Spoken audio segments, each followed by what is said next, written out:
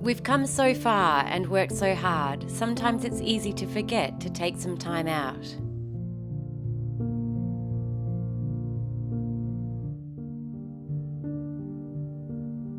This week, our roofers put the cherry on top of Chateau de Purnon's majestic roof. Our stonemasons continue to transform the chateau's southern facade. The Reese continues to prepare more of the estate for our upcoming wedding.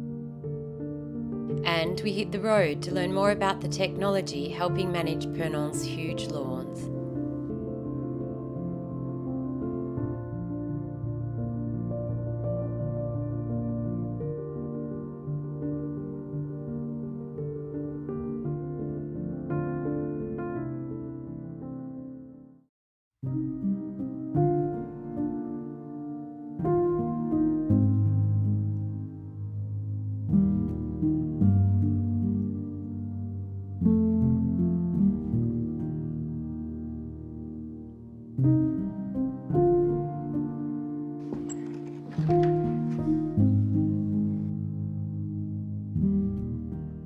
When the architect who designed Chateau de Purnon finished the spectacular roof, he placed these decorative balls, or these finials, on the uppermost elements. Now, just firstly to dispel a myth, these finials were not lightning rods, or they were certainly not intended as lightning rods. They were made predominantly of zinc or lead. Now, in that era, a lightning rod would have traditionally been manufactured from copper, and then in later decades, aluminium. These were designed for decoration, and over the last 2.5 centuries, they've taken quite a battering from storms, from winds, and just from the passage of time. And so we have to replace them all. Some of them were in terrible condition, but they gave us a great insight into how they were constructed. Those that were made of lead were very soft, and so the roofers constructed a skeleton inside to make sure that the sphere maintained its shape. Originally, the bones of that sphere were constructed of wood, and then eventually they came to be constructed from metal. Now, as part of our restoration, we're preserving as many of these as possible. Not only are they great reminders as to how the chateau's roof was originally constructed, there are these amazing examples of the names of the people who've worked on Purnon's roof over the last 2.5 centuries, etched into these balls and giving these people a sense of immortality, that even today we can tell the names of the people who would otherwise have been forgotten to us, who worked to protect and maintain Purnon's roof over the last 2.5 centuries. But today, fabricating the finials, or the decorative spheres that will sit on Purnon's roof, is a much more complex process. We need to make sure that they're fabricated in a way that will last for centuries and centuries to come. Bon, aujourd'hui, on a reçu les boules en plomb d'un diamètre de 60 pour finir sur les pyramidons en pierre pour couronner le pyramidon. C'est des grosses boules qui sont formées en cuivre au départ et ensuite qui sont recouvertes de plomb pour pouvoir raidir le plomb pour qu'il soit mou.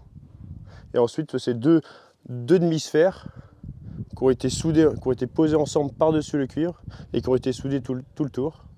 Après, par-dedans, on rajoute un tube en cuivre qu'on a soudé tout le long et qu'on rentre directement dedans pour pouvoir après ensuite le poser sur la tige en ferraille du pyramidon.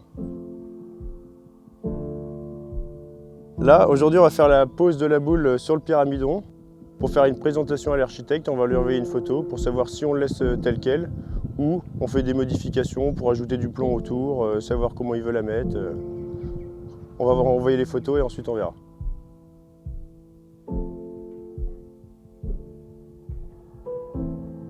Bon, elle est un peu lourde parce qu'elle fait 35-40 kg.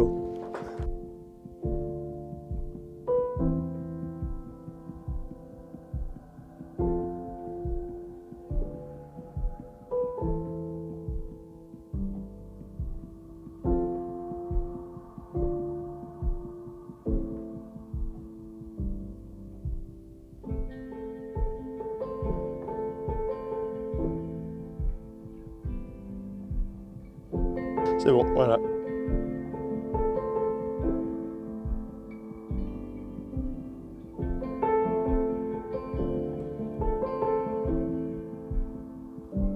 Once our heritage architect approves the finial spheres, they will then be removed to have their final colour applied.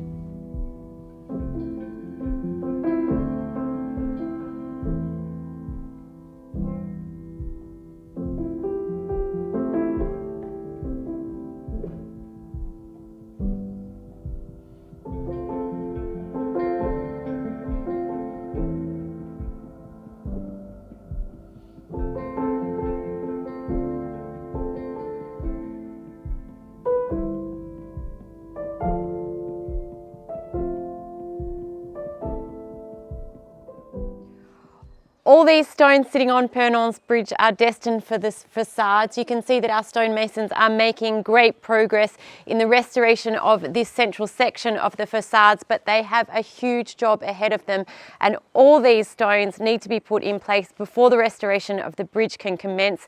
If this is going to be finished by the wedding, they have got a lot of work to go.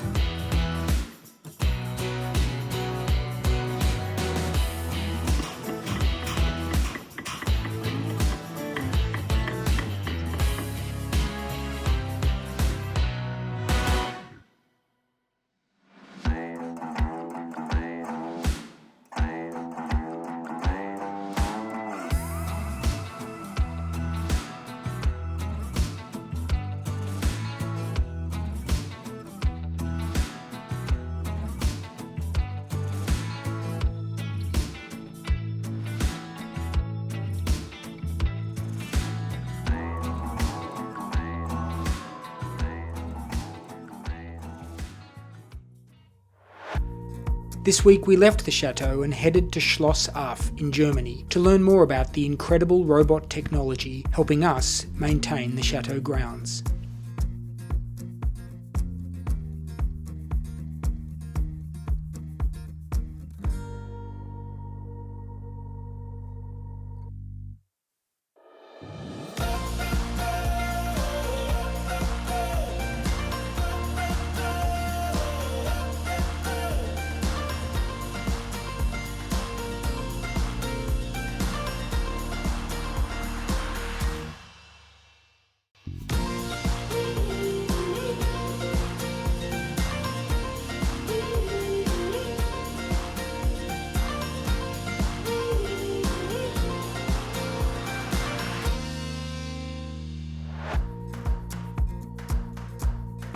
We are a long way away from Chateau de Purnon right now, and this morning on the bus here in Germany we met Terry and Ash. We're Chateau de Yep. and we have a YouTube channel called Escape to the Dream Restore in the Chateau. We've travelled across 2 countries To finally cross each other's Meet paths. us, yeah. And it's all because actually we're here in Germany because we have a shared love of a particular product that is saving us a heap of time. It's trying to explain this to people though. My little LUBA saved me 2 weeks ago. So this is the Mammotion robot lawnmower, and it really is an incredible product. But what are you guys up to? What are you guys up to at the moment? We've just started on the front courtyard, getting that sorted. Oh yeah, so you were showing me the photos of the terrace or the secret garden that basically was completely overgrown when you arrived. You didn't even know it was there. Yep, and now it's it's just an area of tranquility. It's amazing. beautiful. It genuinely is beautiful, and this will be the first year that we see it come back to life this year. So we can't wait for all the plants to come through and the flowers to come out. So, and then we're going to replicate it on the front. Well, I've got a heap of YouTube binge watching to do now on you guys. I think we do as well. But it's just fantastic just to connect, and like I said, obviously we've just been talking the whole time about our journeys and just how similar they are with it. Yeah. So, It's crazy. Oh, it's so good to meet you guys. yeah, it is.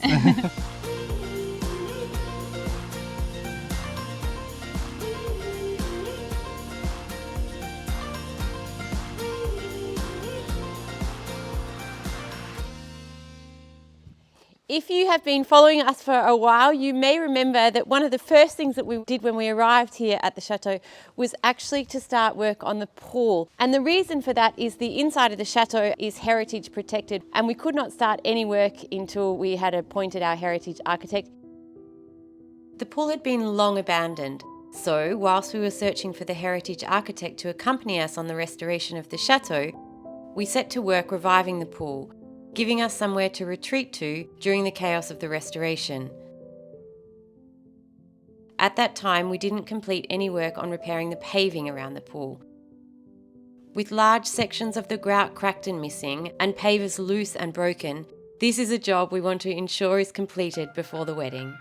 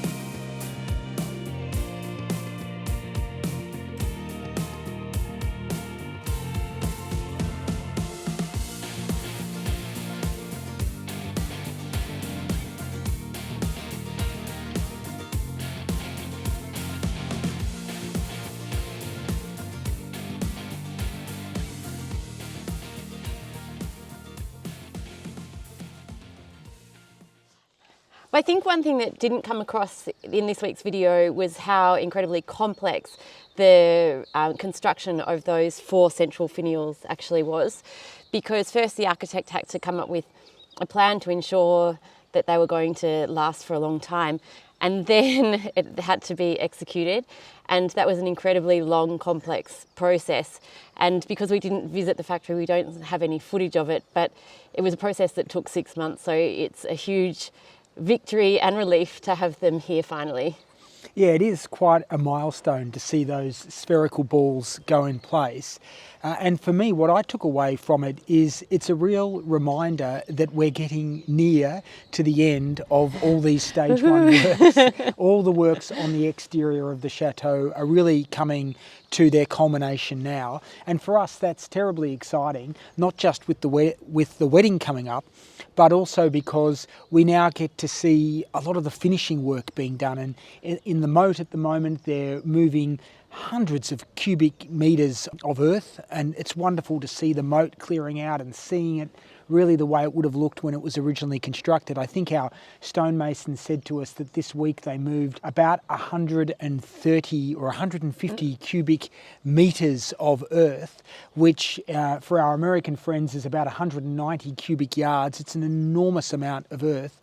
and the road into the chateau has taken such a beating over the last 4 years. It's had 8 or 10 trucks thundering along it every day for almost 4 years. And so this week they took the time to do some much needed repairs on that road. And I really feel like we're coming to that final stage of all the works that we've been working on over the last 4 years, and it's really very exciting. And with all of this activity, we're going to be back in the United States in early May. We've got an event in Atlanta on May the 5th, an event in New Orleans on May the 7th. Both of these events are with the French Heritage Society. They're invite-only events, so please register via the link below and we'll make sure you're extended an invitation. We'd love to see as many people as possible at those 2 events so that we can share more of the detail of our journey to save the extraordinary Chateau de Purnon.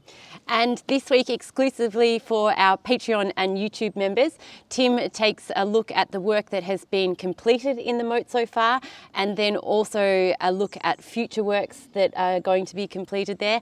Otherwise, as always, if you would like to follow the restoration of Chateau de Purnon more closely, we post an exclusive weekly video for our YouTube and Patreon members.